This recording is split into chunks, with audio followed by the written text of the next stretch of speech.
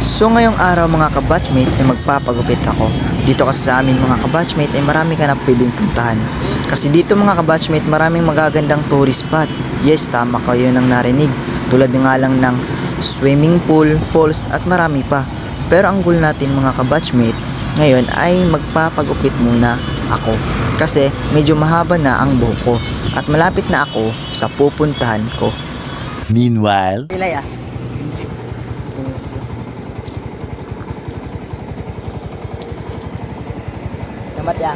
At ngayon ay nandito na nga tayo mga kabatchmate at makikita nyo na ang naggugupit sa akin. Eto nga pala ang naggugupit sa akin mga kabatchmate at sa mga hindi nakakaalam, dito ako madalas nagpapagupit dahil nakukuha niya ang gusto kong timplada.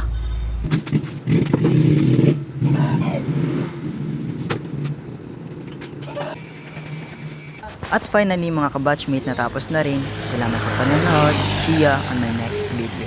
Bye bye!